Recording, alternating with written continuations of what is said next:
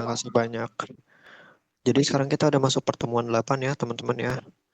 Nah, jadi saya buka dulu untuk malam ini ya, biar nggak kemalaman juga. Assalamualaikum warahmatullahi wabarakatuh. Waalaikumsalam warahmatullahi wabarakatuh. Oke, jadi teman-teman kita akan share screen terlebih dahulu sebentar.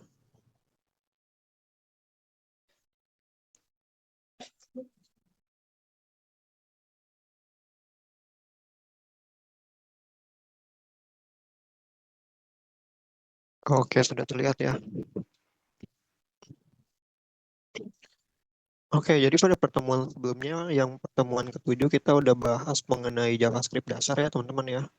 Jadi kita udah bikin JavaScript itu dari mulai penjelasan mengenai JavaScript itu sendiri ya. Dari JavaScript itu dia itu termasuk untyped ya teman-teman ya. Jadi di bahasa pemrograman itu ada dua sebenarnya untuk mendeklarasikan sebuah variabel. Yang pertama itu versi type dan kedua itu versi untyped ya. Nah, teman-teman kalau lupa bisa dibaca lagi, nanti tinggal di pull aja ya. Ini source-nya udah saya commit. Nah, ya teman-teman, sebelum melakukan hal ini jangan lupa untuk install extension dulu yaitu Code Runner ya teman-teman ya. Install dulu di Visual Studio Code-nya. Jadi kalau udah diinstal baru bisa ngejalanin file JavaScript-nya. Oke, jadi pada pertemuan kemarin itu kita udah sampai built-in function ya teman-teman ya. Jadi ada built-in function yang kita udah implementasi ini yang buat string. Nah, ini pertama itu yang buat string, yang kedua itu adalah untuk integer atau bilangan float ya atau bilangan pecahan. Nah, untuk selanjutnya pada pertemuan kali ini kita akan bahas tentang built-in function yang ada di sini ya, ada array, JSON, ya, dan juga objek ya teman-teman ya. Nah, karena kemarin itu kita sempat bikin sebuah variabel JSON ya teman-teman, kalau misalnya teman-teman masih ingat nih di vari 7. Nah, kita tuh udah sempat bikin JSON ya teman-teman ya, dan ini adalah caranya ya. Jadi JSON itu tuh macam penggabungan antara array sama objek ya, atau kita sebut juga ini JavaScript Object Notation. Nah, JSON itu adalah JavaScript Object Notation ya teman-teman ya. Nah, cuman kita kalau lihat di sini kita belum tahu ya ini cara manggilnya gimana ya. Nah, teman-teman, jadi untuk cara pemanggilannya gampang ya teman-teman ya, untuk memanggil JSON-nya sendiri. Jadi pertama-tama kita bisa langsung aja console log di sini. Terus kita sebutin nama variabelnya, karena ini nama variabel vari 7, kita tulis di sini vari 7. Nah, di sini karena di sini tuh array ya teman-teman ya. Nah, di sini kan array ini. Ini kan objek ya. Nah, jadi karena kita sebelumnya tahu ya kalau cara pemanggilan array ini di vari 5 ya. Nih, cara pemanggilan array itu kita harus tulis dulu kurung siku ya. Nah, kurung siku dibarengi dengan indeksnya. Nah, di sini karena yang pertama itu adalah array. Nah, ini termasuk indeks nih. Nah, ini di dalamnya ini termasuk indeks. Kenapa di ini dibilang indeks? Karena lihat di sini ada koma ya teman-teman ya. Nah, jadi koma itu menandakan dia itu indeksnya udah selesai. Kayak contoh ini vari 5. Vari 5 terus koma. Nah, ini berarti indeks 0. Koma lagi ini indeks 1 ya. Nah, seperti itu ya. Nah, karena berhubung ini adalah array dan kita udah tahu ini adalah indeksnya, nah kita langsung panggil aja kurung siku di sini. Nah, coba kita mau panggil yang indeks ke 1. Nah, indeks 1 atau Dena ya. Kita cobain di sini adalah indeks 1. Nah, sekarang kita udah dapet nih yang ini. Nah, coba kita tampilin dulu ya biar biar teman-teman gak bingung. Ini kita komen dulu. Nah, teman-teman kalau udah install Code Runner di sini ada kan play ya atau bisa juga Control Alt M di sini. Nah, ini ada salah nih teman-teman ya. Ini ada di JS1 katanya. Coba kita lihat dulu di sini mana nih errornya nih. Nah, ini ya teman-teman ya. Jadi errornya itu titik koma ya. Jadi teman-teman gak usah panik kalau misalnya ada error, nah, cari dulu aja di line berapa ya. Tuh, ini udah ketahuan di sini. Nah, di sini kalau kita run lagi, nah ini udah bisa nih. Nah, ini vari 7 nih. Nah, cuman ini gimana cara manggil objeknya? Nah, kita kan udah dapat ya. Ini sebenarnya kita udah manggil array-nya nih. Nah, kita udah dapat array-nya. Nah, yang ke return, yang ke output-nya itu adalah objek. Nah, kita lihat lagi di sini. Nah, ini kan cara pemanggilan objek nih. Nah, yang vari 6 gimana cara manggil objeknya? Nah, karena kita misalnya mau ngambil umur, ya udah tinggal titik umur aja. Nah, ini juga sama ya, teman-teman ya. Jadi, kita udah dapat objeknya, kita tinggal panggil aja key-nya ya. Ini key dan value ya. Nah, ini key-nya, key nama, ininya key-nya, key umur ya. Nah, kita mau panggil umur misalnya. Nah, seperti ini ya, teman-teman ya. Nah, jadi seperti itu. Nah, ini adalah cara pemanggilan JSON ya, teman-teman ya. Ini versi sederhananya. Nah, ini kurang lebih seperti ini ya, teman-teman ya. Nah, sekarang kita akan lanjut ke built-in function yang ini ya, array, object, dan juga JSON. Nah, kita kan tahu nih, coba kita di sini ini komen dulu. Nah, kita coba bikin variabel baru, misalnya ARR1 ya. Misalnya di sini 1, 2, 3. Nah, di sini kita kan udah tahu ya, kalau ini tuh array ya maksudnya. Nah, ketika ini di run, nah ini dia returnnya array ya, teman-teman ya. Nah, built-in functionnya itu ada apa aja sih di array? Sebenarnya banyak ya, teman-teman ya. Jadi di array itu, ini array ya, ini array. Jadi di array itu ada push, pop, terus shift, length ya. Terus nanti ada for each, ada find index, ada find, ada map ya, terus short, dan masih banyak lagi ya teman-teman ya. Cuman kita yang ini tuh dia termasuknya function ya. Nah, yang di sebelah kanan ini termasuknya function. Nanti kita akan belajar dulu tentang function ya. Jadi sebelum kita masuk ke sini, kita akan pelajari dulu mengenai function ya, biar nggak bingung ketika kita udah masuk ke for each, find index, dan lain-lain ya. Nah, kita akan pelajarin yang ini dulu nih, yang tiga ini, yang empat ini ya. Nah, push itu apa sih? Push itu buat masukin objek baru ke dalam array ya. Nah, contoh, ini kan kita udah punya nih array. Ini kita clear dulu. Kita clear lagi, kita run lagi ya. Nah, coba kita masukin objek baru ya. Nah, misalnya pushnya adalah misalnya 10. Nah, ini push ini adalah masukin objek baru. Nah, coba kita run. Nah, ya. Jadi dia akan nge-push ya, dia akan masukin objek baru. Itu jadi di belakangnya ya, teman-teman ya tuh. Jadi 1, 2, 3, terus dia masukin 10. Nah, dia masukin 10 di sini. Coba kita push lagi di sini. 14. Kita run lagi ya. Nah, di sini masuk lagi ya, teman-teman ya. Tuh, jadi ada 14 nih di sini nih. Nah, sekarang kita akan coba yang pop. Nah, kalau pop itu dia tuh sorry, buat ngeluarin objek di dalam array ya. Nah, jadi kita nggak usah pakai apa, cukup seperti ini aja. Nah, coba kita run lagi. Nah, jadi keluar ya yang 14 ya. Nah, dia akan ngeluarin yang objek yang paling terakhir kalau pop itu. Nah, di sini coba kita pop lagi ya. Nah, dia akan kembali seperti semula ya yang di awal ya. Jadi kita masukin 10, kita masukin 14, terus kita keluarin 14, kita keluarin 10 ya. Jadi dia yang push menambah objek baru di akhir nih, index array ini ya. Nah, kalau pop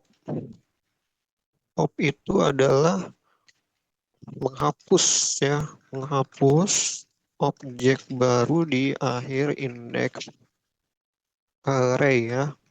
Nah, terus ada lagi nih, if ya. If. Nah, coba kita run dulu. Nah, if itu buat apa?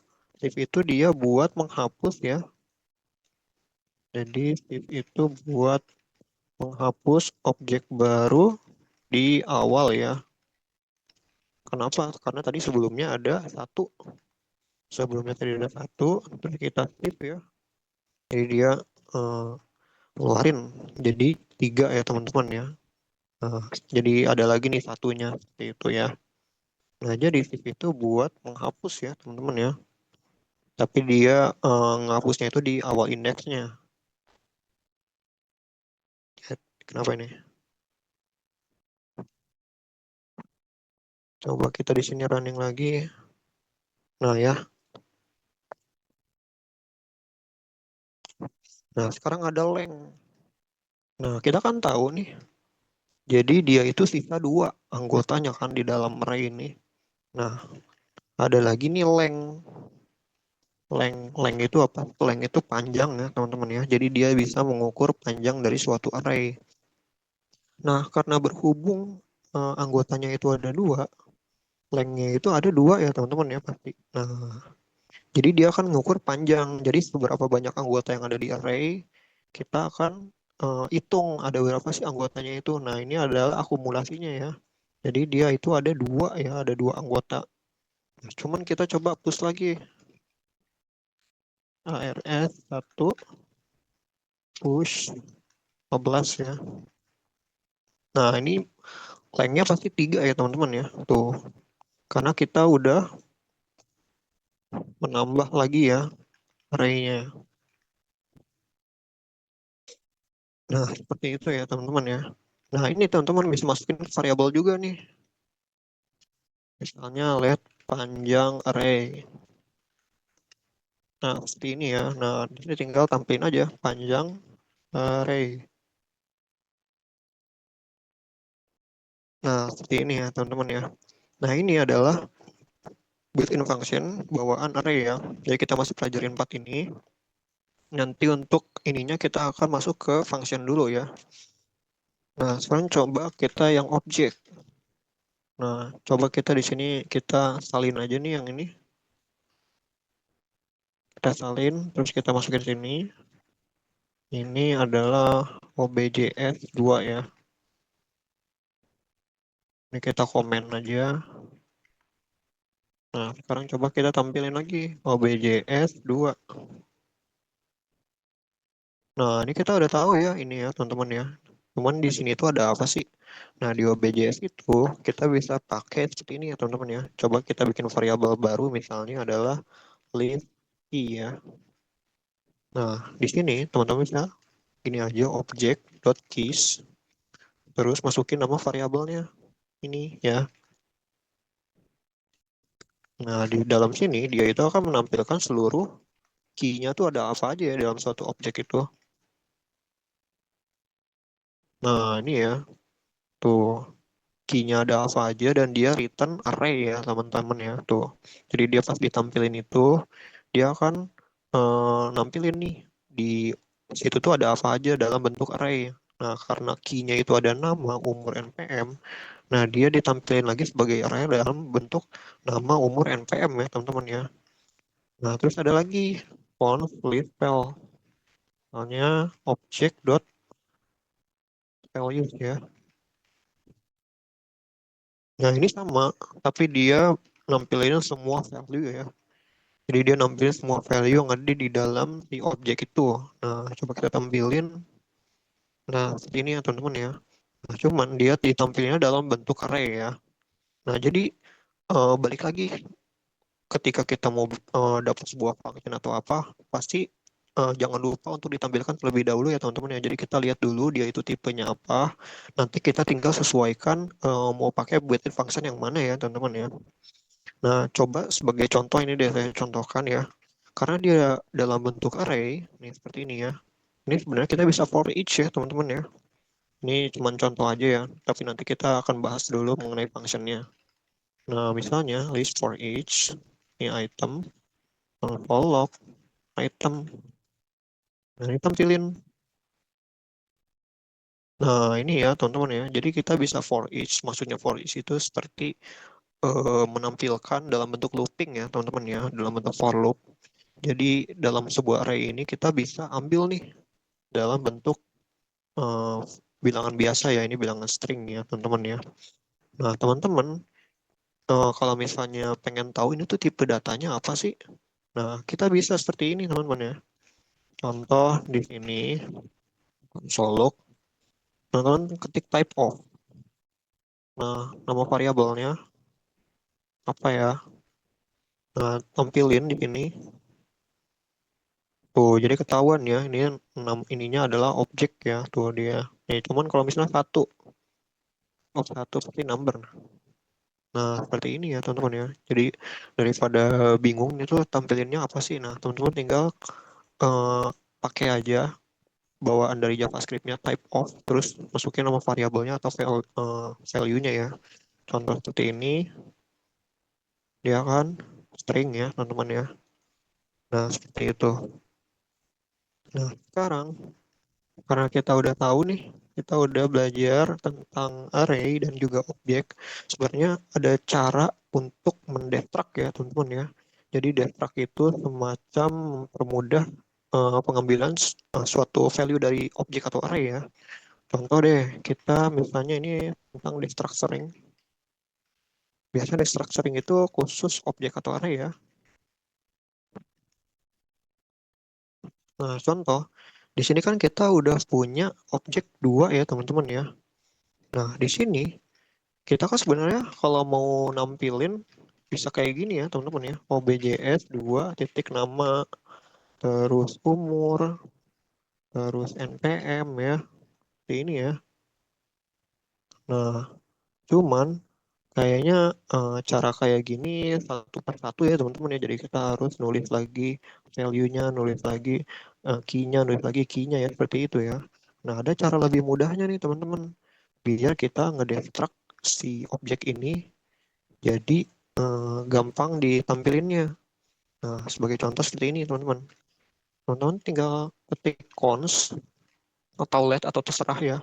Ini cara pendeklarasian aja. Nah, di sini teman-teman tinggal kurung kurawal. Nah, tinggal panggil aja nama key-nya. Misalnya di sini kan kita udah tahu nih ada nama, umur, NPM ya. Nah, kita masukin nama, umur, NPM sama dengan nah ininya OBJS 2 ya. Nah, jadi teman-teman nggak usah manggil lagi nih kayak misalnya OBJS 2 titik nama seperti itu ya, jadi nggak usah, jadi tinggal gini aja nama tuh. Nah ya ini sama ya. Nah ini ada teknik destructuring, maksudnya teknik destructuring itu biar dia itu lebih dipermudah aja dalam pemanggilan si variabelnya ya, jadi kita nggak usah titik titik titik titik lagi kayak gitu. Nah ada lagi nih yang buat array. Nah ini kan kita udah tahu nih arraynya seperti ini ya.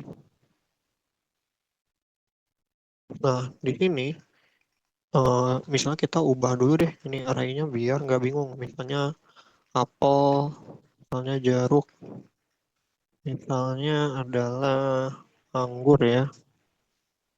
Nah, di sini teman-teman bisa destructuring juga sama kayak objek. Nah, caranya adalah misalnya adalah buah ya, konus buah.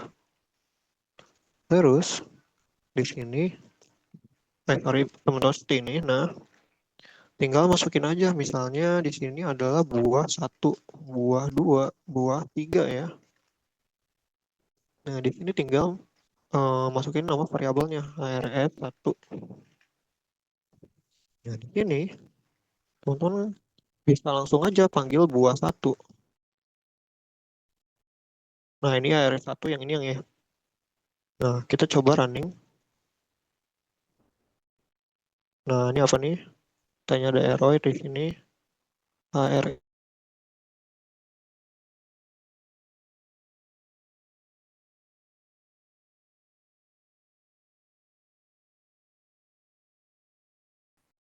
Coba kita pindahin ya di sini ya.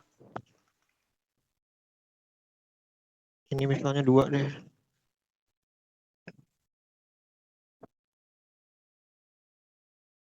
Nah, seperti ini ya. Nah, jadi ini bisa kita panggil juga nih. Kayak misalnya ini apel, jeruk, anggur. Nah, ini kita masukin apel itu ke buah satu ya teman-teman ya. Jeruk ke buah dua, anggur ke buah tiga ya. Jadi kita tinggal panggil aja nih buah satu, buah dua, buah tiga ya. Jadi kita nggak usah manggil lagi pakai indeks seperti itu ya teman-teman ya. Nah, ini sebenarnya cuma ini aja ya special case. Jadi teman-teman daripada manggil pakai index atau manggil pakai key sama value, kita bisa deh structuring seperti ini ya teman-teman ya. Jadi kita bisa pakai sebuah identitas variabel ya. Jadi kita tinggal panggil aja variabelnya seperti itu ya teman-teman ya. Nah, jadi ini adalah destructuring.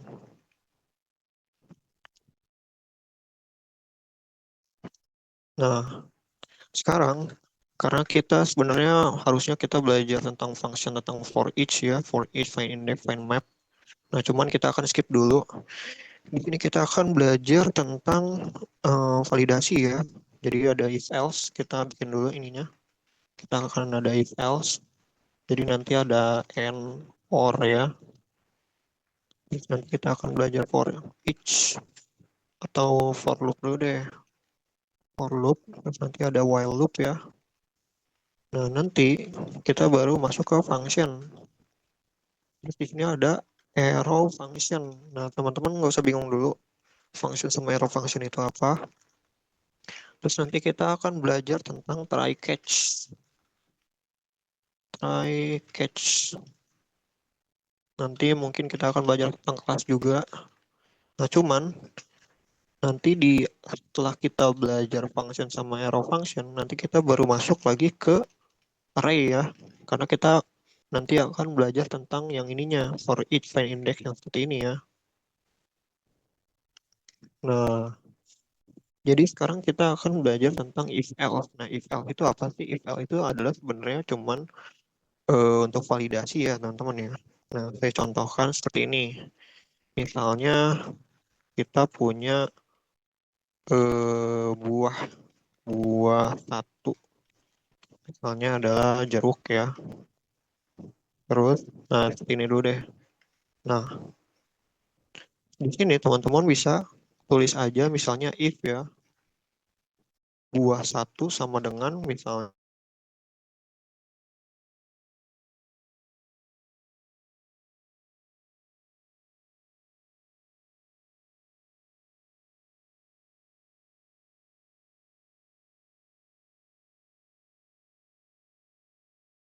itu sebenarnya benar atau enggak gitu. Kan ada if else ya. Nah, di sini maksudnya itu cara bacanya seperti ini ya teman-teman ya. Kita kan sebenarnya punya buah satu nih. Nah, buah satu itu kan isinya apa? Jeruk. Nah, di sini katanya kita bikin pernyataan sebuah if statement yang mana kalau misalnya buah satu itu adalah jeruk, maka tolong tampilkan benar ya. Nah, karena di sini buah satunya itu isinya adalah jeruk, harusnya benar dong. Nah, cuman kita coba tampilkan. Sorry, di sini kita ini lagi. Buah satu katanya udah ada ya. Nah, ini udah ada nih. Jadi kita bikin variabel baru aja. Misalnya adalah buah 5. Nah, coba ini kita clear dulu. Tampilkan lagi. Nah, ini kita komen dulu aja ya, biar nggak bingung teman-teman ya. Nanti tinggal di uncomment aja kalau misalnya udah di pull source code-nya. Nah, di sini kita clear lagi, kita tampilkan lagi. Nah, ternyata hasilnya adalah benar ya, teman-teman ya. Kenapa? Karena buah 5 itu adalah jeruk ya. Cuman kita coba kita ubah nih value-nya. Misalnya apel. Nah, dia ngecek nih, kan buah 5 itu isinya apel ya. Apel ini artinya sama dengan itu apa? Nah, kalau misalnya buat masukin variabel, kita kan pakai sama dengannya satu nih. Nah, cuman kalau misalnya kita pengen ngecek sebuah pernyataan ya, teman-teman ya, pakai sama dengannya itu 2 kali ya. Nah, jadi dia buat ngecek nih, buah 5 itu sama dengan jeruk bukan, katanya. Nah, karena buah 5 itu apel, nah dia nggak masuk sini dong. Nah, coba kita tampilkan. Nah, di sini kosong ya teman-teman ya. Kenapa? Karena ini nggak masuk pernyataan. Karena apel tidak sama dengan jeruk ya. Nah, cuman kita di sini coba tambahin else. Nah, kalau misalnya bukan, nah karena apel itu bukan jeruk, maka dia masuk ke else. Apel bukan jeruk ya, seperti ini. Nah, karena pernyataan ini salah ya, ini salah, maka dia masuknya ke else. Nah, seperti ini ya. Tuh, apel itu bukan jeruk. Ya udah dia masuk ke sini karena dia bukan jeruk ya. Nah, di sini kalau misalnya kita ubah lagi nih, ininya adalah jeruk. 25 itu sama dengan jeruk. Mana yang akan masuk? Berarti dia nggak akan masuk ke else ya, karena pernyataan ini benar. Nah, coba kita coba contohkan lagi. Nah, ini benar ya teman-teman ya. Nah, sekarang gimana kalau misalnya kita pakai variabel? Kita jangan statik seperti ini ya teman-teman ya, karena ini kurang bagus ya. Nah, teman kita coba seperti ini. Misalnya jeruk lagi. Nah, di sini buah 5 sama dengan buah 6. Kita udah tahu kan buah 5 itu jeruk, buah 6 itu jeruk ya. Buah 5 sama nggak dengan buah 6? Benar kan? Nah, jadi benar ya, tetap masuk pernyataannya. Nah, kegunaannya apa? Ketika kita misalnya pakai variabel, kita bisa panggil di sini, teman-teman. Nah, ingat ya, jadi di sini kita enak ya, kalau kita udah pakai variabel, kita bisa panggil ulang. Nah, kita tinggal seperti ini. Terus, kalau misalnya kita pengen nambahin string baru, teman-teman bisa pencet plus ya. Nah, di sini tinggal tambahin. Misalnya sama dengan, di sini tinggal plus lagi. Ini buat concatenation ya. Kemudian kalau misalnya udah pernah belajar Excel, itu kan ada concat ya. Nah, ini sama seperti concat, dia tuh buat menggabungkan sebuah string. Nah, di sini adalah buah 6. Nah, ini kita bisa salin nih ke sini. Tidak sama dengan. Nah, coba kita running lagi. Nah, ini ya bener ya. Karena buah 5 itu jeruk dan buah 6 itu jeruk, ya udah, berarti dia masuk sini. If dia masuk sini, dia ini benar. Nah, ini yang ditampilin, berarti jeruk sama dengan jeruk ya. Nah, seperti ini ya. Nah, sekarang coba kita bikin sebuah variabel baru ya. Misalnya adalah angka 5. 65 ya. Misalnya 65 itu 50, 66 itu 100 ya. Ini masih sederhana, sederhana sekali ya teman-teman ya. Nah, di sini kita akan belajar ke NOR-nya ya. Karena ini kan udah if else nih. Kita udah tahu nih ini case 1 ya. Nah, kita bikin case 2. Nah, case 2 kita akan coba menggunakan NOR. Nah, di sini kita salin aja nih biar teman-teman nggak bingung ya. Kita masih pakai yang ini. Cuman di sini kita bakal tambahin. Kita bakal pakai kondisi OR dulu ya. Nah, di sini kalau misalnya kondisi OR itu teman-teman bisa pakai tanda pipa ya seperti ini ya. Ini tanda pipa itu yang di atas enter. Nah, ini kita kasih dulu simbolnya. Dan di sini adalah NN. Nah, ini kebalik ya. Nah, ini ya. Nah, di sini coba kita masukin dulu deh value-nya biar nggak bingung. 5, 6. Nah, kalau N or itu, kalau or N itu apa sih? Nah, or itu adalah kondisi di mana apabila salah satunya benar dan maka hasilnya true ya. Kalau N itu, kalau kondisinya, kondisi keduanya benar, maka sama dengan true ya. Jadi ini salah satu. Kalau ini yang keduanya. Nah, sebagai contoh itu case-nya itu seperti ini ya. Kalau or itu misalnya kondisi pertama itu true, terus kondisi kedua itu misalnya false. Nah, maka hasilnya adalah true. Kenapa? Karena salah satunya harus benar ya, teman-teman ya. Jadi dia nggak peduli kalau misalnya kondisi kedua itu salah. Kalau misalnya kondisi kedua itu salah, ya udah karena yang salah satunya benar ya udah tetap dihasilkannya true ya.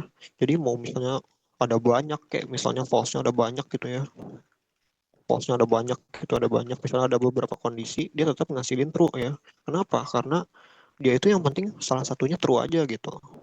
Nah, bedanya sama N, ini OR ya. Nah, bedanya sama N, dia itu semua kondisinya itu harus true ya, teman-teman ya. Misalnya di sini adalah true, ininya true, ininya true ya. Nah, dia baru hasilnya true. Nah, dia itu baru hasilnya true. Nah, kalau misalnya salah satunya itu kondisinya itu dia false, ya udah, dia hasilnya false ya. Ya, jadi seperti itu. Jadi kondisi N itu adalah kondisi semuanya harus benar. Jadi nggak boleh salah satunya salah, jadi dia bakal salah ya kalau N ya. Nah, tapi kalau OR, meskipun yang banyaknya itu salah ya, meskipun banyak banget salah, tapi ada satu yang benar, dia bakal nge-return benar ya teman-teman ya. Nah, contoh sebagai berikut nih. Ini adalah OR. Nah, kita tahu kan kalau OR itu adalah salah satu. Nah, di sini coba kita analisa nih. Nah, buah 5 kita kan tahu itu jeruk ya. Buah 6 kita tahu itu jeruk. Nah, OR ini ketahuan nih. Ini kan sebenarnya ini udah benar ya. Kondisi pertama itu kondisi yang pertama true. Nah, kondisi kedua, cuman coba teman-teman lihat kondisi kedua. 65 berapa? 65 itu 50 ya. 66 100. Apakah 50 lebih besar dari 100? Enggak ya, teman-teman ya.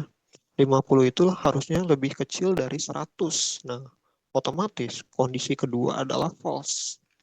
Nah, kita tahu nih, OR itu kan salah satunya itu harus true. Meskipun kondisi kedua, ketiga, keempat, kelimanya itu false, dia bakal hasilnya true. Nah, jadi dia akan masuk ke pernyataan yang ini ya, teman-teman ya. Nah, cuman coba kita running di sini. Ini misalnya saya komen dulu. Nah, ini yang case 2 nih. Kita lihat nih hasilnya gimana. Nah, ini sama ya teman-teman ya. Tuh, jeruk sama dengan jeruk. Nah, ini kita ubah aja ininya. Ini teman-teman nanti tinggal modifikasi aja. Boleh. Nah, ini kita seperti itu. Nah, ini kita gini aja ya, biar enak. Log, true ya. Atau kita pakai boolean deh, kondisi yang boolean ya. Nah, true or false. Nah, ini boolean ya. Nah, ini true nih hasilnya. Nah, kenapa? Karena kondisi pertama itu benar, jeruk sama dengan jeruk. Nah, kondisi kedua yang salah. Nah, tapi karena dia adalah OR, yang penting salah satunya benar, ya udah hasilnya benar ya. Nah, ini adalah true. Nah, seperti itu ya teman-teman ya. Nah, sekarang coba kita ganti nih ke kondisi false yang ketiga nih, kondisi N ya. Nah, sekarang kita udah tahu nih. Kita udah tahu kalau misalnya kondisi pertama itu adalah true, kondisi kedua itu adalah false, dan hasilnya pasti false. Kenapa? Karena N itu adalah semuanya itu harus bernilai true ya.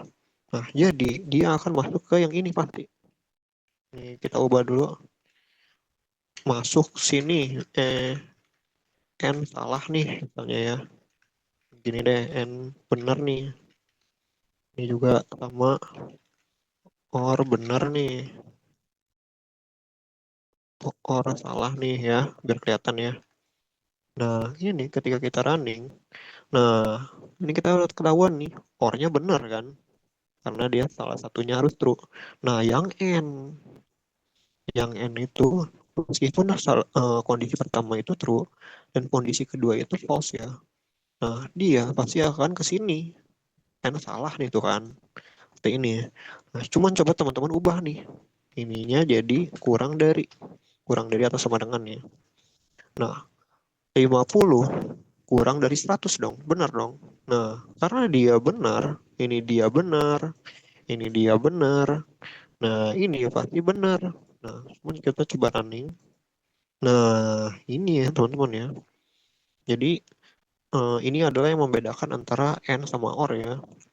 Nah, jadi ini kondisi ini benar-benar kepake banget, apalagi kalau teman-teman nanti misalnya udah terjun ke proyekan, terus teman-teman harus bikin suatu kondisi, misalnya dalam mengolah data. Nah, ini harus pakai ya teman-teman. Jadi teman-teman harus paham banget ini boolean ini logika boolean ya. Nah, ini and or ini kondisinya seperti apa. Nah, teman-teman harus paham ya buat kondisi and or seperti ini. Nah, ini coba kita kembalikan lagi, jadi biar teman-teman tahu ya perbedaan antara and sama or.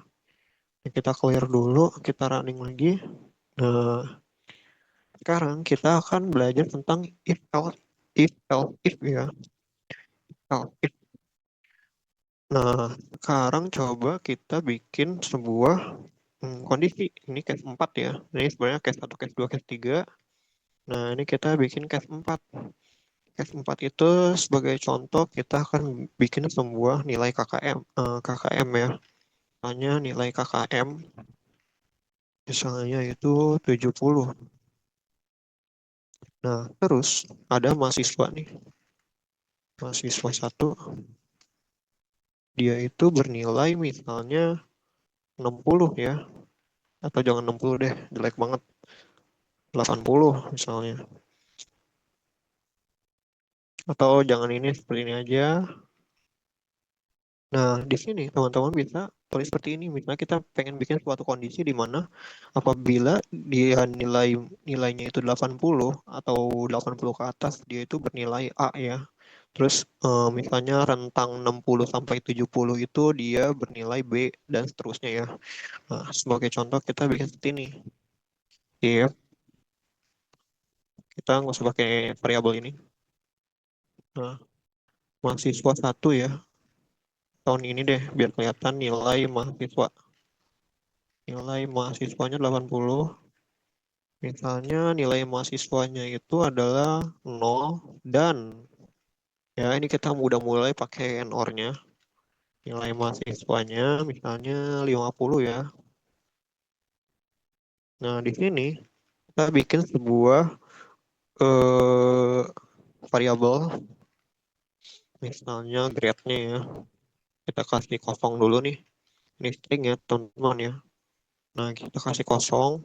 Nah, di sini kita kasih nih, kalau nilai mahasiswanya itu lebih dari 0 dan kurang dari 50, dia grade-nya itu adalah C ya. Terus, else if, ini teman-teman gak usah bingung dulu. Misalnya kita mau seperti ini, misalnya itu 51 dan kurang dari 70, grade-nya itu adalah B ya. Dan else, grade-nya itu adalah A. Nah, teman-teman gak usah bingung, nanti dijelasin ya gimana cara bacanya. Nah, sekarang kita ada case seperti ini. Ini kita case 4 ya. Case 4. Case 4 itu if else. Nah, case 4 itu jadi ini cara banyak teman-teman ya. Kita kan punya nih nilai mahasiswa itu 80 ya. Nah, di sini ngecek nih nilai mahasiswanya itu lebih dari 0 gak sih? Iya dong, benar dong. Lebih dari 0. Benar kan? Di sini kondisi pertama itu true ya. Ini kita bikin nih true kondisi pertama. Terus lihat kondisi kedua. 80 itu kurang dari 50 enggak? Enggak dong. 80 itu harusnya lebih besar ya. Nah, kondisi ini false. Ingat ya teman-teman ya, konsep N. Konsep N itu kalau misalnya salah satunya itu salah, ya udah salah. Jadi mereka itu harus benar semua. Nah, ini false ya hasilnya ya. Nah, dia ini false. Nah, ini nggak akan dijalanin.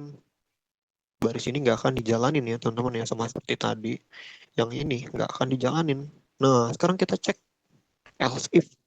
Nah, ini jadi gini teman-teman ya. Ketika if-nya itu nggak kebaca, dia akan baca di bawahnya. Jadi dia akan baca kondisi kedua. Kondisi kedua itu adalah else if ya. Nah, ini kita cek lagi. 80 itu lebih besar kan dari 51. Benar dong. True ya. Nah, sekarang kita cek lagi. 80 itu lebih besar nggak dari 70? atau lebih kecil nggak dari 70? Salah ya, karena 80 itu lebih besar dari 70. Nah, di sini berarti false lagi. Ini false. Nah, karena kondisi ini keduanya false dan kita nggak ada kondisi else if lagi ya, ya udah, eh, sisanya cuma ada ini ya. Nah, otomatis nilainya itu pasti A ya, karena yang kondisi ini salah, kondisi ini salah. Nah, jadi yang opsi terakhir ya, else itu opsi terakhir ya teman-teman ya. Opsi terakhir pakai nih yang ini kayak gitu ya. Nah, jadi kalau kita misalnya tampilin nih grade-nya. Nah, sekarang grade-nya itu adalah A ya. Kenapa? Karena 80 itu di sini dia salah ya. Nah, ketika di sini karena udah nggak ada opsi lagi, dia pakai yang ini opsi terakhir.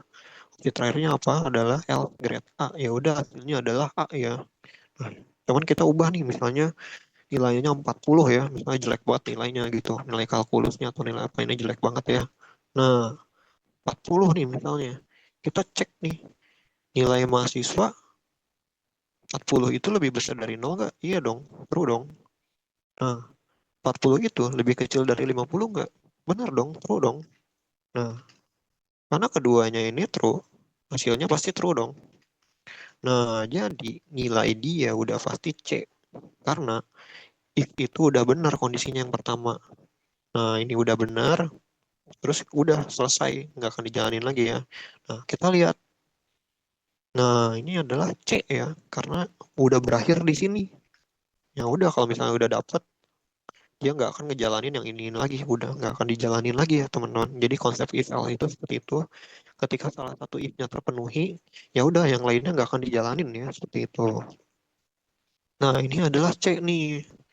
Nah, sekarang coba kita ubah jadi 60 ya. Misalnya udah remedial, dia berubah jadi 60 ya. Nah, di sini kita cek lagi. 60 itu lebih besar dari 0 nggak? Iya dong, true dong. 60 itu lebih kecil dari 50 nggak? Salah. Ya udah di sini false ya. Terus di sini false.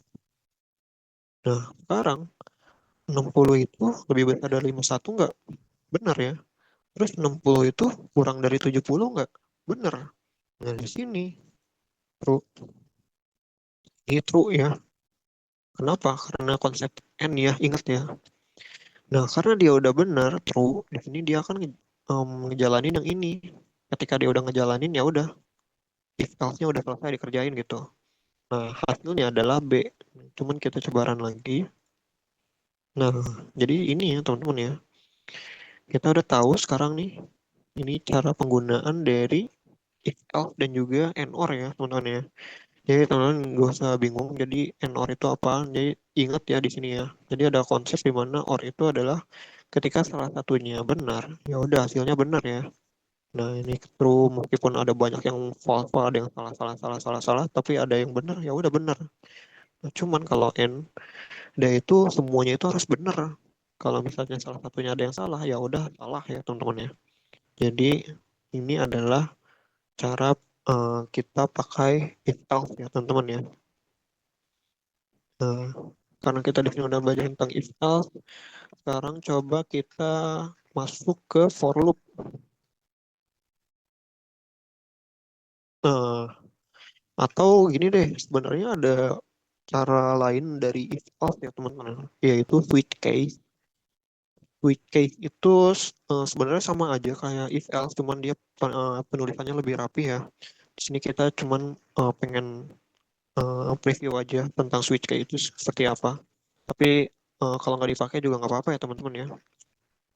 Nah, coba contoh di sini kita bikin dulu switch, misalnya nilai MHF case-nya, misalnya ini sederhana aja ya, misalnya adalah grade A, nah ini misalnya C, terus ada di break, misalnya seperti ini, break. Nah, di sini kita coba tampilkan lagi grade kita running,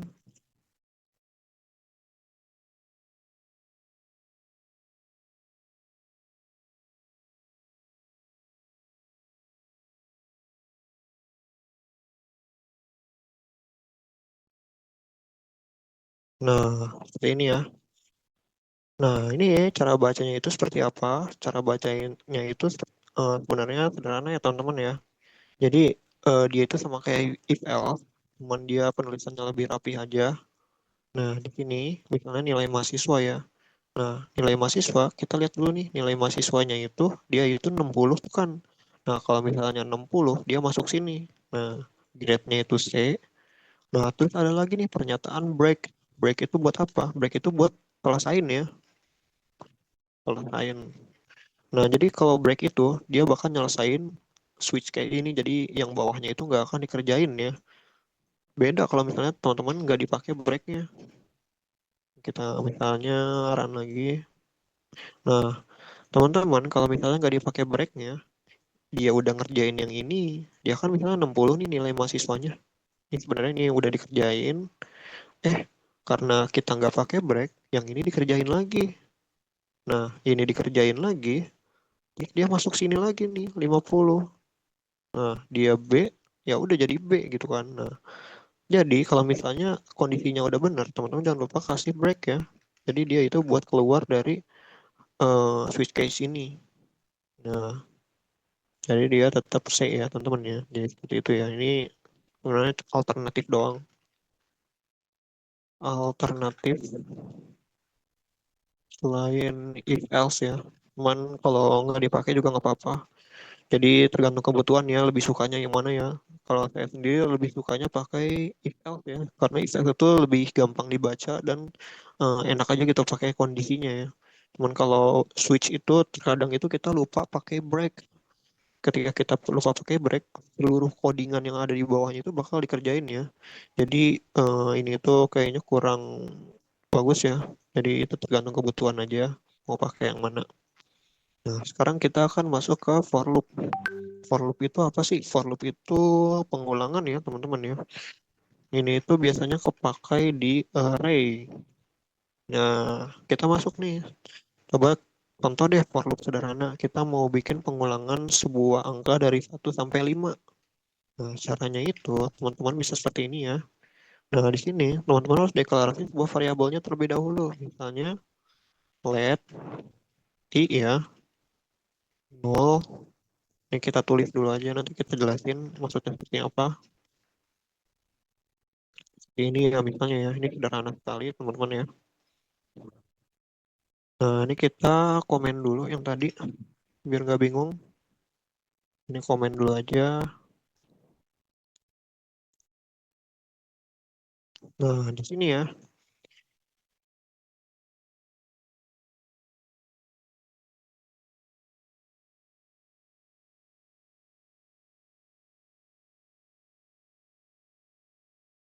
sampai kurang dari 5. Nah, kurang dari 5 itu 4, jadi sampainya sampai 4 ya. Nah, ini cara bacanya gimana? Cara bacanya itu, dia bakal, pertama itu dia inisialisasi nilai dulu ya, teman-teman ya. Inisialisasi nilainya dulu, dia itu pengen dimulai dari berapa, karena di sini kita mulainya dari 0. Nah, di sini ketika dia udah masuk sini, dia ngecek nih. Nah, dia ngecek 0 itu kurang dari 5 nggak? Iya dong, true dong. Nah, karena 0 itu kurang dari 5, di sini dia bakal increment. Increment itu apa? Increment itu semacam seperti ini ya. Misalnya contoh di atas deh. Increment, misalnya 0 ya. Nah, cuma kita tambahin increment plus plus. Solve misalnya increment. Nah, seperti ini kita ini komen dulu. Nah, increment itu jadi semacam nambahin ya angka teman-teman ya. Jadi increment itu nambah satu gitu. Kalau plus plus itu artinya nambah satu. Jadi 0 plus plus berarti tambah satu. Nah, hasilnya adalah satu. Nah, cuman kita coba increment lagi. Nah, ini tambah satu. Ini harusnya satu. Ini harusnya dua. Ini harusnya tiga ya. Nah, sekarang kita lihat. Nah, benar ya teman-teman ya. Nah, jadi increment itu semacam nambah-nambahin ya. Nambah-nambahin jadi satu. Nambah-nambahin lagi. Nambah-nambahin lagi. Seperti itu ya. Nah, sekarang kita lihat yang for loop. Nah, yang for loop itu karena kondisinya itu benar ya. Nah, Terus dia ada increment. Increment itu nambahin satu ya teman-teman ya, dari nol jadi satu. Nah, tapi di sini dia akan eh, nampilin dulu yang pertama. Nah, dia 0 nih, dia di sini udah masuk kondisinya, terus dia di sini jalanin dulu, dia di sini 0 ya. Terus di sini dia bakal increment. Increment jadi satu ya. Nah, di sini muter lagi terus. Kan kalau for loop itu dia itu seperti berputar ya, teman-teman ya. Contoh itu for loop itu seperti ini ya. Misalnya ada sebuah orang ya, terus dia pengen muterin sebuah lapangan misalnya 5 kali gitu ya. Misalnya 5 kali. Nah, pasti putaran pertama dia tuh bakal muter ya. Dia bakal muter nol, terus dia kalau udah dia ini nambah satu jadi kayak gitu ya. Jadi muter terus gitu sampai 5 kali. Nah, kondisi ini sama seperti itu. Jadi ketika dia udah masuk putaran pertama, coba. Nah, ketika dia udah masuk putaran pertama nih, ya kan satu. Nah, dia bakal nambahin seperti ini ya. Konsep orang ini. Dia nambah satu, terus dia ngecek lagi nih. Satu itu kurang dari lima nggak? Bener dong. Satu itu kurang dari lima, ya udah dia bakal muter lagi. Dia bakal muterin lapangan lagi. Ini jadi satu ya. Ini jadi satu. Terus dia nambah lagi jadi dua ya, di sini increment lagi, terus dia ngecek lagi dua itu kurang dari lima nggak, iya benar dong. Nah jadi seperti itu ya, sampai dia itu udah lima. Nah pas dia nilai i-nya itu adalah 4, 4 itu kan dia bakal di increment nih jadi 5 ya. Nah dia mau bakal ngecek di sini, 5 itu kurang dari 5 nggak, salah dong. Nah ketika dia udah salah, ya udah ini udah selesai ngerjainnya, dia udah selesai ngerjainnya, dan yang ini nggak akan ditampilin lagi. Nah, yang ditampilin itu adalah 0, 1, 2, 3, 4 ya, karena 5 itu nggak termasuk di sini. Nah, jadi konsepnya itu sama seperti orang yang berputar di lapangan ya, teman-teman ya. Jadi, dia itu pengen muterin 5 kali misal. Nah, pas dia udah nyampe 5, terus udah selesai dong kondisinya, di mana dia cuma pengen muterin sampai 5 kali doang. Nah, kan 6 kalinya nggak mungkin kan, karena dia juga udah capek gitu ya. Nah, jadi konsepnya itu sama seperti eh, for loop ini ya, teman-teman ya. For loop itu dia buat pengulangan ya. Nah, bisa nggak kalau misalnya itu sampai 5? Bisa ya, teman-teman tinggal di sini aja. Kurang dari sama dengan. Nah, ini kita tampilin lagi. Nah, ini ya, 0, 1, 2, 3, 4, 5. Kenapa? Karena pas dia kondisinya itu I-nya itu 5, 5 itu kurang dari sama dengan 5 nggak? Benar dong, karena ada sama dengannya ya. 5 sama dengan 5, dan dia tampilin lagi. Nah, ketika dia udah masuk increment yang ke-6, 6 itu kurang dari sama dengan 5 nggak, salah. Ya udah, selesai loopnya. Dan yang ditampilin cuman segini ya, teman-teman ya. Nah, ini adalah loopnya ya. Ini adalah for loop. Nah, cuman di sini ada special case ya, teman-teman ya. Di sini saya akan coba kondisikan dengan if ya. Nah, sebagai contoh di sini kita akan mainin if juga. Nah, di sini coba kita pakai if kalau i-nya sama dengan 5. Misalnya aku ada di 5 ya, seperti itu ya. Nah, ini gimana? Nah, coba kita start nih. Nah, atau ininya 3 deh biar kelihatan. Aku ada di 3.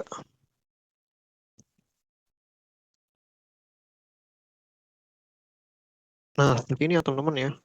Jadi ketika i-nya itu sama dengan 3, nah dia kan muter kan 0, 1, 2, 3. Nah, pas dia masuk ke 3, dia langsung ngejalanin ini ya, karena i-nya itu udah sama dengan 3. Ya udah dia langsung bilang aku ada di 3 ya.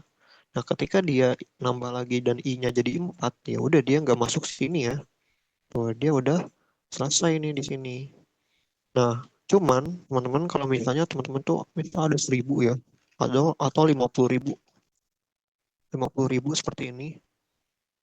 Nah, Ini sebenarnya kalau kita tampilin sama aja ya teman-teman ya. Cuman di balik layar kalau misalnya teman-teman pakai else, aku nggak masuk kriteria gitu ya.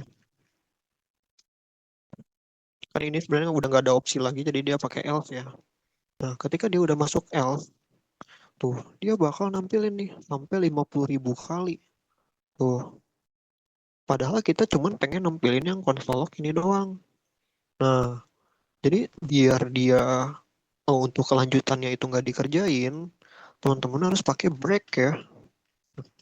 Nah, ini sama konsepnya kayak switch case tadi. Cuman ini break itu kalau misalnya udah ketemu if ini, keluarin dari loopnya.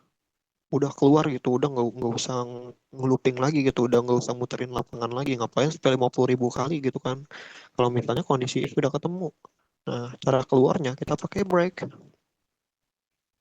Nah, ini kita clear dulu. Kita start lagi. Nah, ini ya teman-teman ya. Jadi ketika I-nya 0, 0 nih, aku ngejalanin ini. I-nya 1 ngejalanin ini. I-nya 2 dia ngejalanin ini. Pas I-nya 3 dia ngejalanin aku ada di 3, terus dia keluar break gitu ya.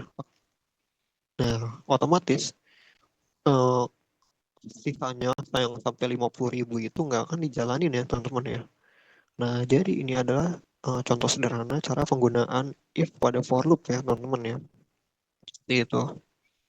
Nah, sekarang coba kita akan masuk ke while loop.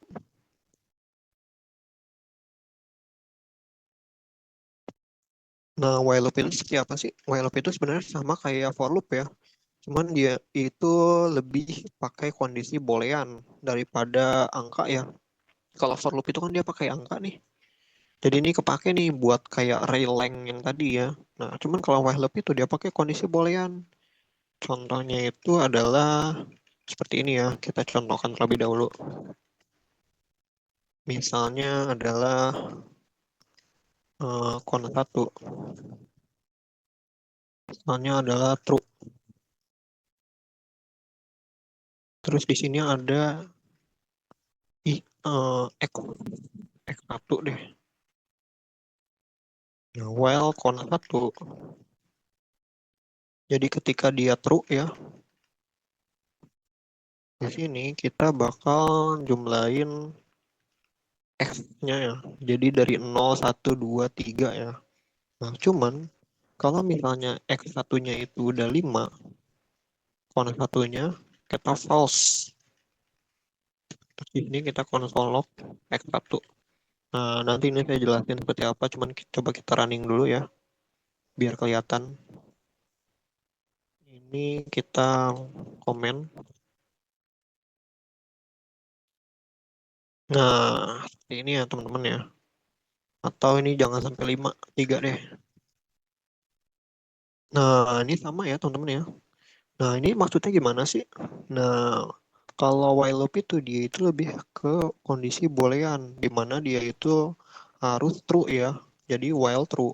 Kalau dia benar, dia bakal ngejalanin kondisi ini. Jadi dia bakal berputar terus ya, bakal berputar lapangan terus ya. Jadi ketika kondisi dia true, dia bakal muterin lapangan terus. Nah, cuman di sini kita cegah nih. Nah, ini kan dia ibaratnya ini muterin lapangan ya. Kita ubah deh variabelnya, muter lapangan. Nah, ketika muter lapangannya itu udah 3 kali, ya udah selesai gitu ya. Jadi ini kan dia muterin lapangan nih, dia ini nambah jadi 1, terus dia masuk sini. 1 itu sama dengan 3 enggak? Oh enggak, ya udah dia muter lagi lapangan ya. Dia muter lagi lapangan. Terus dia nambah lagi nih jadi 2. Dia nambah lagi jadi 2. Jadi ini ngecek 2 itu sama dengan 3 enggak? Oh enggak. Ya udah dia muter lagi lapangan ya. Muter lapangan lagi. Nah, pas yang ketiga, 3 ini sama dengan 3 enggak? Oh bener. Nah, dia ubah nih kondisi satunya itu jadi false. Nah, tapi di sini dia nampilin dulu nih. Dia nampilin jadi 3.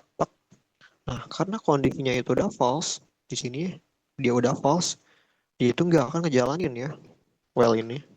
Jadi while itu kan dijalanin selama kondisinya true ya. Jadi kalau kondisinya itu udah false, dia ya udah selesai gitu loopnya. Nah, ini yang membedakan antara for loop dengan while loop ya. Dimana for loop itu kita itu lebih pakai angka, sedangkan while loop itu kita pakai kondisi boolean ya teman-teman ya. Nah, ini teman-teman juga bisa modif atau coba-coba ya nanti ya pakai or atau and yang kita udah terapin. Nah, ini saya sengaja bikin sederhana seperti ini ya, jadi biar teman-teman itu gampang dulu cernanya ya. Nanti teman-teman bisa modifikasi sesuai dengan case teman-teman ya. Nah, ini adalah cara kita pakai loop pada JavaScript ya, teman-teman ya. Sini kita komen dulu. Nah, sekarang kita baru masuk ke function, teman-teman ya. Function itu yang ini tuh bakal kepake banget karena seluruh built-in function ya. Jadi seluruh function-function yang bawaan browser itu dia tuh pasti eh, punya konsep ini. Jadi kita harus tahu dulu basicnya dulu function itu seperti apa ya. Terus arrow function itu seperti apa karena ketika kita pakai built-in function seperti array ya, tadi yang misalnya ada for each, terus ada find index, find, map, sort, itu sebenarnya pakai function ya.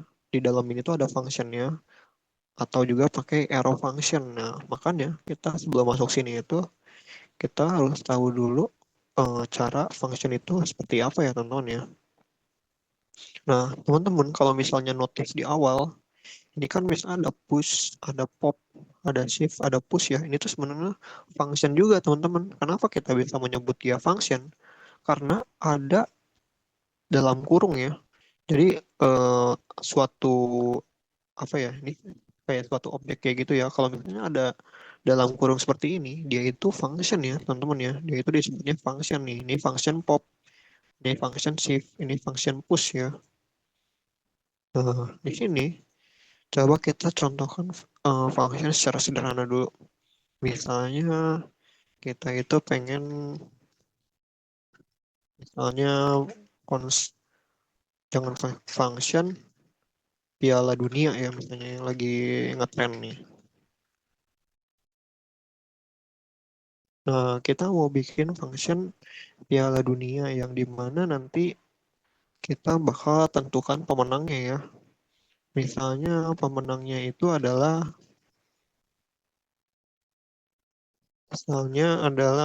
Argentina ya.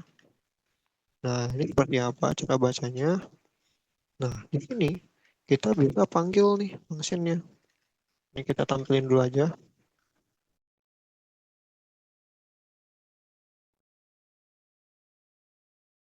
Nah, di sini. Nah, ini baru ketahuan ya, hasilnya adalah Argentina. Kenapa? Karena di sini kita bikin sebuah function. Function itu ibaratnya kayak bikin sebuah fungsi yang di dalamnya itu ada banyak proses ya, teman-teman ya. Nah, ini sederhana doang. Cuman kita coba contohkan yang lain. Misalnya kalkulator. Kalkulator misalnya adalah A sama dengan 1, B sama dengan 2, terus return atau jangan pakai return dulu deh. Kita pakai jangan yang pakai return. Misalnya konsolog kalau kalkulator ya. Terus kita ada banyak nih misalnya. Seperti ini. Terus kita bikin lagi seperti ini ya. Nah, di sini itu sebenarnya ada banyak proses ya teman-teman ya. Dari function itu adalah kumpulan proses dalam satu. Nah, di sini kita bisa panggil nih kalkulator. Nah, seperti ini ya. Nah, ini konsepnya sama tuh sama yang di atas. Kalau yang atas kan kayak misalnya pop, terus if, terus ada dalam kurung ya. Ini dia disebutnya function nih. Sama kayak kita bikin kalkulator. Nah, ketika kita bikin kalkulator, Nah, kita bikin nih function kalkulator terus di dalam kurung ya. Nah, ketika kita udah bikin seperti ini, kita artinya itu bikin sebuah function ya, function kalkulator. Nah, di sini kita bisa tampilin nih konsol lognya. Nah, ini isinya proses-prosesnya. Nah, di sini kita udah kalau kita udah bikin function, kita harus panggil teman-teman. Nah, cara panggilnya itu tinggal panggil aja namanya. Nah, ini namanya panggil lagi. Terus kita jangan lupa kurung bukanya ya, kurung tutupnya. Nah, di sini kita tinggal running nih. Oke, sorry ini kita hapus dulu yang tadi ya. Ini hapus dulu. Nah, di sini ketahuan nih. Ketika kita manggil kalkulator, isinya itu ada apa sih? Isinya adalah konsol-konsolok ya. Tuh, ini adalah konsol-konsolok. Nah, dia dikeluarin yang tadi. Nah, hasilnya adalah ini ya, teman-teman ya. Nah, ini adalah cara sederhana kita pakai function. Nah, terus ada lagi nih. Ini ibaratnya case satu. Kita akan bikin beberapa case ya tentang function karena function ini benar-benar harus paham teman-teman karena semua yang ada di web ketika kita bikin sesuatu gitu itu nggak terlepas dari function ya. Jadi teman-teman harus paham banget mengenai function ini. Nah, ini adalah case satu ya.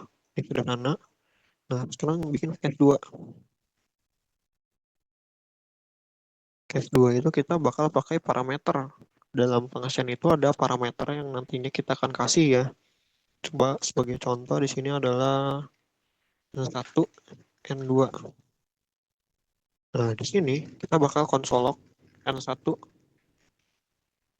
N2. Atau gini deh, nilai. Terus concatenation ya, N2. Nilai 1, nilai 2. Nah, di sini kita akan manggil kalkulator 2. Tapi pakai parameter ya. Misalnya parameternya itu 5, 3. Kenapa? Di sini karena kita bikin sebuah parameter di sini. Nah, nanti kita masukin nilainya. Karena di sini kalkulator 2, di sini ada dua parameter. Nah, kita masukin nih. Ini bebas aja ya, teman-teman ya. Mau 19, mau 20, kayak mau terserah ya. Nah, ini coba kita tampilin lagi. Nah, ini kelihatan nih yang bedanya ya. Di sini kan kita masukin nih nilai 1, 19, nilai 2, 20 ya. Kita gini deh, biar kelihatan. Ini B, kasih ini. Nah, ini kalau slash n itu dia buat baris baru ya, buat new line ya. Kalau pakai slash n tuh. Nah, ketika kita running seperti ini, nah ini kelihatan ya teman-teman ya. Ini function yang pertama, ini function yang kedua. Nah, function yang pertama itu cuman isinya konsol-konsol seperti ini ya. Nah, function kedua itu berisikan parameter. Parameternya itu seperti ini ya. Jadi N1-nya berapa? 19, kita ngisi 19. N2-nya 20, kita ngisi 20 ya. Nah, jadi ini adalah cara penggunaan function ya, teman-teman ya. Nah, ketika kita udah masukin sebuah parameter, ini kita bisa olah ya. Nah, di sini teman-teman coba di sini kita bikin sebuah result N1 plus N2 ya. Karena kan dia udah tahu itu number ya. Nah, di sini kita coba tampilin resultnya adalah result. Harusnya 19,20 berarti 39 ya. Nah, coba kita running lagi. Nah, ini ya teman-teman ya. Jadi nilai satunya berapa, nilai duanya berapa, dan resultnya ini adalah prosesnya ya. Prosesnya itu hasilnya 39 ya. Nah, jadi function itu kita bisa simpulkan bahwa dia itu adalah sebuah eh, function ya yang bisa punya itu banyak proses ya. Jadi punya banyak proses di dalamnya. Nah, jadi kita nggak usah naruh seperti ini lagi.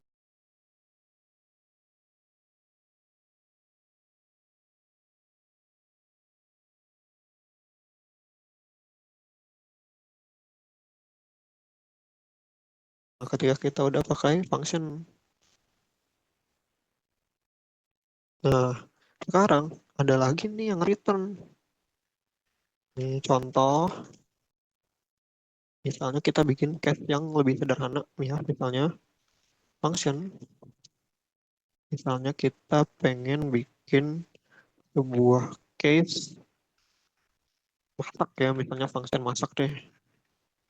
Misalnya ini adalah adonan ya. Nah, di sini ini nggak apa-apa yang ngaco ya. Nah, misalnya jika kita bikin sebuah if telur, di sini kita bikin sebuah result atau hasil jadinya ya. Jika adonannya sebuah telur, dia bakal jadi donat ya. Nah, kalau misalnya adonannya itu adalah tepung, dia itu bakal menjadi sebuah telur ya misalnya ya. Ini nggak apa-apa ngaco dulu aja biar teman-teman ngerti. Jangan telur deh, namanya pisang lah. Nah, ini. Nah, cuman kita coba tampilkan console result ya. Misal di sini kita bikin sebuah masak. Masak misalnya adonannya misalnya adalah telur ya. Nah, ketika telur, dia hasilnya pasti donat dong. Nah, di sini coba kita tampilkan terlebih dahulu ya. Nah, kita udah tahu nih, ketika kita masak sebuah telur, nanti hasilnya adalah donat ya. Nah, cuman daripada kita nampilin konsolok seperti ini ya teman-teman ya, ini kita jangan ya. Nah, kita bisa return. Return itu ibaratnya gimana sih? Jadi return itu ibarat misalnya ada sebuah orang ya. Kita coba contohkan lagi. Misalnya di sini ada sebuah orang ya, dia itu nyuruh orang kedua ya, ini orang pertama. Nah, di sini ada orang kedua. Nah, orang kedua ini, si orang pertama ini nyuruh orang kedua itu buat masak ya. Dia itu pun dia itu pakai telur nih. Dia nyajiin sebuah telur ke orang kedua. Nah, si orang kedua itu ketika dia udah masak, dia udah jadi nih, misalnya jadinya sebuah donat ya, seperti ini ya. Nah, ketika dia jadi udah sebuah donat, dia bakal nganterin dong. Dia bakal nganterin dong donat itu ke yang orang pertama tadi, karena kan udah dibikinin nih. Nah, ketika dia udah nganterin, nah ini tuh prosesnya return teman-teman ya. Dia itu kalau misalnya udah jadi, udah jadi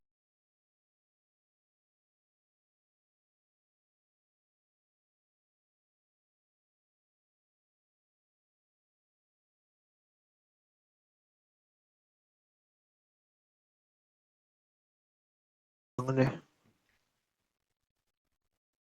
Nah, ini biar kelihatan dulu ya. Nah, jadi di sini ibaratnya ini udah selesai loh prosesnya loh. Nah, ini dianterin donatnya tuh, dibalikin ya, dianterin lagi hasil jadinya. Nah, hasil jadinya itu apa? Hasil jadinya itu donat ya. Nah, di sini coba kita running ya. Kita clear output dulu, kita start. Nah, tapi kok nggak ada ya? Tapi kok nggak ada nih hasilnya tuh? Mana tuh nggak kelihatan ya? Harusnya kan dia nampilin donat dong. Nah, di sini kita harus tampilin teman-teman ya. Nah, karena dia itu di return, dia itu ibaratnya ngebalikin lagi nih. Ini hasil jadinya. Nah, kita udah tahu hasil jadinya itu donat. Nah, masukin ke variabel teman-teman. Misalnya res. Nah, seperti ini. Nah, ketika kita masak telur, terus hasil jadinya udah ketahuan dan udah dibalikin sama orang kedua, nah dia masuk sini. Res. Kita tampilin resnya. Nah, jadi nih tuh donat ya teman-teman ya. Jadi ibaratnya seperti itu konsep return tuh. Jadi konsep return itu dia itu ngebiarin orang kedua nih bikin nih donat saya gitu kan. Nah, nanti ketika donatnya udah jadi, dia nganterin. Nah, ketika dia udah nganterin, kita harus nyiapin wadahnya dong. Kita udah nyiapin nih wadahnya nih. Mana donatku gitu kan. Mana donatku. Nah, ini wadahnya dia masukin. Nah, ini wadahnya jadinya. Dia masuk sini. Nah, ini isinya donat deh.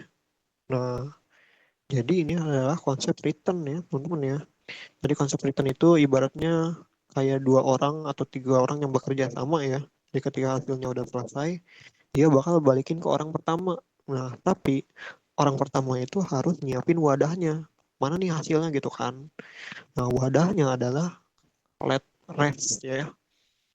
Udah selesai dan tampillah donat ya. Seperti itu ya teman-teman ya. Nah, cuman bisa juga seperti ini. Daripada kita eh, masukin ke sebuah variabel, kita bisa seperti ini teman-teman. Masak misalnya tepung ya. Nah, ini bakal tampil juga sama. Jadi pisang ya. Jadi dia masak tepung, terus dia nganterin lagi, ini udah jadi hasilnya. Nah, karena ini kita bisa langsung aja tampilin ya, daripada masukin ke variabel, kita bisa langsung tampilin. Dia udah ngembaliin nih, tek. Nah, kita langsung tampilin aja. Jadi hasilnya pisang ya. Nah, jadi seperti itu ya teman-teman ya. Ini adalah konsep return. Ketiga. Jadi return itu ibaratnya ngebalikin atau diantarin lagi ya hasil yang udah jadinya ke orang yang pertama ya, gitu ya teman-teman ya. Nah, ini kita panggil aja di sini biar kelihatan kalkulator dua di sini. Ini yang ketiga ya.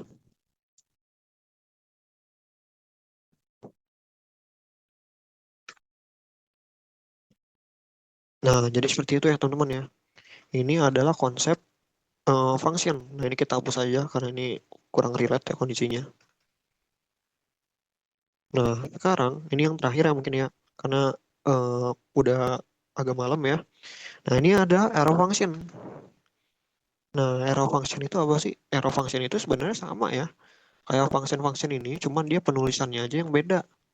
Nah, penulisannya itu dia itu pakai variabel. Nah, kita bikin lagi case yang sama, misalnya pertambahan.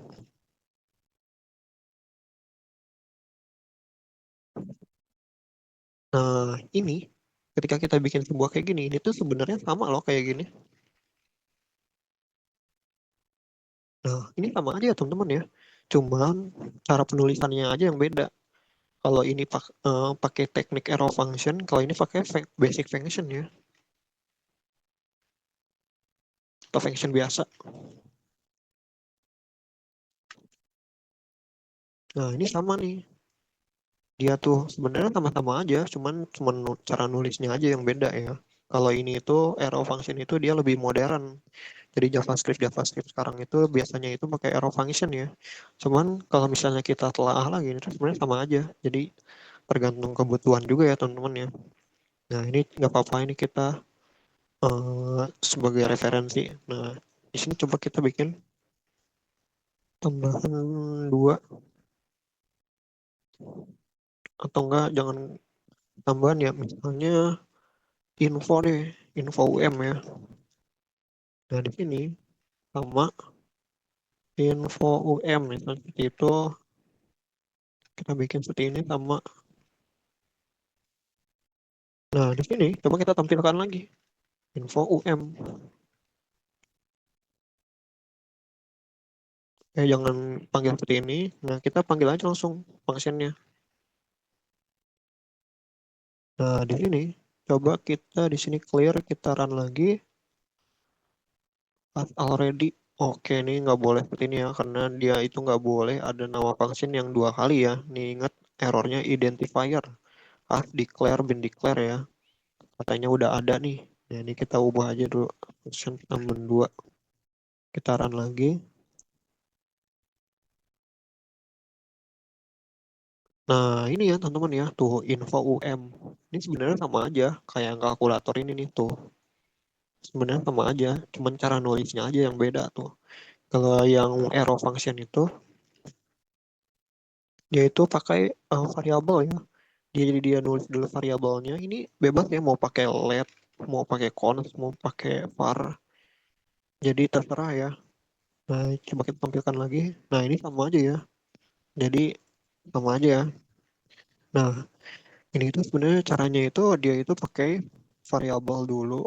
Terus di sini sama dengan tanda kurung. Nah, tanda kurung ini apa? Tanda kurung ini buat parameter.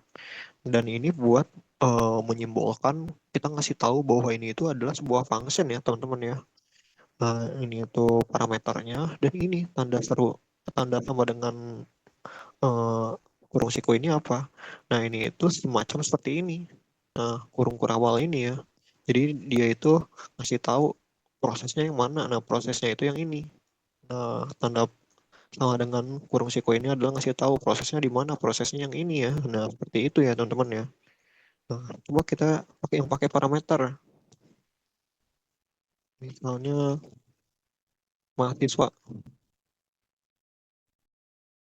terus nama, umur ya. Misalnya nama, umur. Nah, di sini sama ya, teman-teman ya.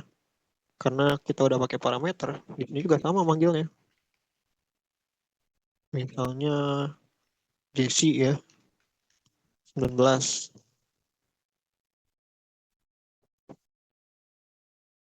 Nah, di sini sama ya, tuh. Ini juga ada nih nilainya, Jesse 19 ya.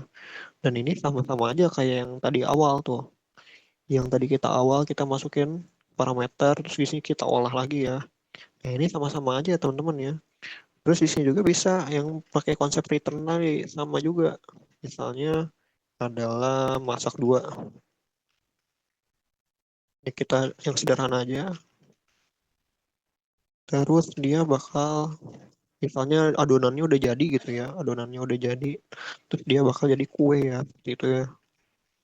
Nah, di sini teman-teman tinggal tampilin aja masak dua. Misalnya parameternya misalnya tepung. Jadi mau jadi apapun itu, dia bakal jadi kue ya, karena kita langsung return nih. Beda sama yang tadi, kalau yang tadi kan kita pakai kondisi if else. Nah ini kita bikin secara sederhana, kita langsung aja return kue ya. Nah, jadi ketika jadi seperti ini, kita tampilkan lagi. Nah, ini bakal nampilin kue ya teman-teman ya. Nah, jadi sebenarnya konsep arrow function ini sama aja kayak basic function ya.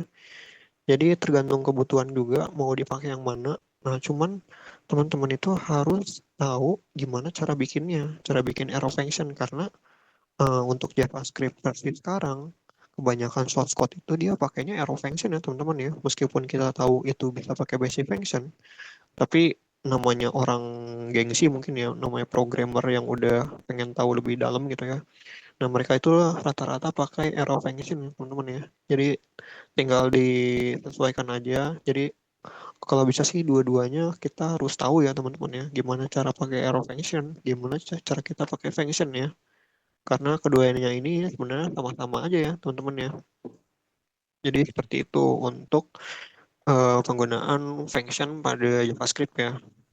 Nah, mungkin untuk pertemuan selanjutnya kita akan masuk ke array ya, array lagi yang tentang for each, find index, find map. Karena kita udah tahu tentang function, nah di sini itu nanti ada functionnya di dalamnya teman-teman ya.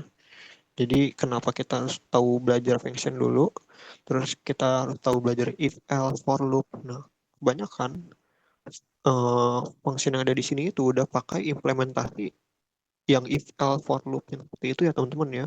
Makanya kenapa saya di sini itu langsung loncat dulu ke if, else, plus for loop, terus function ya, karena ketika udah masuk sini biar teman-teman itu langsung paham ya gimana cara penggunaan dari built-in function dari array ini ya. Terus mungkin nanti kita akan belajar tentang try catch, terus kita akan belajar tentang class. Nah, nanti kalau udah nyampe sini baru kita belajar tentang DOM ya, atau dokumen object modeling. Nah, nanti ini tuh yang udah masuk ke websitenya. Nah, ini kan sebenarnya JavaScript dasar doang nih yang di atas ya. Ini JavaScript dasar doang, jadi ini belum ada sangkut pautnya sama web. Tapi konsep JavaScript ini nanti kepakai di DOM ya. Nah, jadi nanti ini yang case yang benar-benar kita akan terapin dia ada di DOM ya, teman-teman ya. Jadi siap-siap karena mungkin mungkin pertemuan berikutnya kita akan selesai di JavaScript dasar ya. Nah, nanti ketika JavaScript dasar udah selesai, kita akan baru masuk ke JavaScript DOM. ya teman-teman ya. Jadi seperti itu untuk eh, JavaScript pada pertemuan kali ini ya teman-teman ya. Nah, buat teman-teman sendiri, apakah pada pertemuan kali ini ada pertanyaan teman-teman?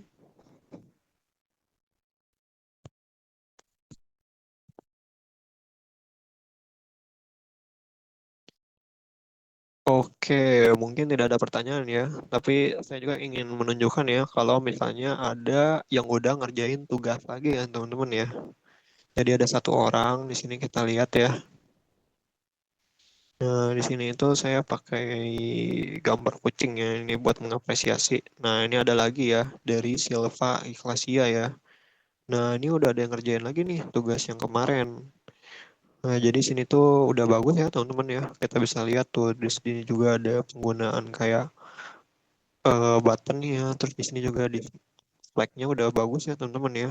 Nah, ini nanti jangan lupa ya teman-teman ya. Kalau kita misalnya udah belajar DOM, nanti tugas-tugas ini kita bakal pakai ya. Karena kita akan bikin case-case pakai JavaScript ya.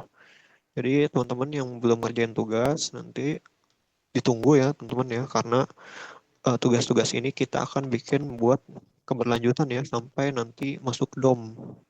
Jadi seperti itu teman-teman ya. Nah, karena pertemuan kali ini tidak ada pertanyaan dan saya rasa sudah cukup ya untuk malam ini. Jadi teman-teman jangan lupa beristirahat ya karena eh, untuk JavaScript lain masih banyak ya teman-teman. Jadi harus persiapkan diri lagi. Nah, jadi karena tidak ada pertanyaan dan sepertinya sudah malam ya, sudah masuk jam 9. Kita jangan lupa istirahat. Sekian dari saya tutup malam ini dengan Alhamdulillah ya. Jadi wassalamualaikum warahmatullahi wabarakatuh. Waalaikumsalam warahmatullahi wabarakatuh. Oke teman-teman, makasih ya. Izin lift teman-teman.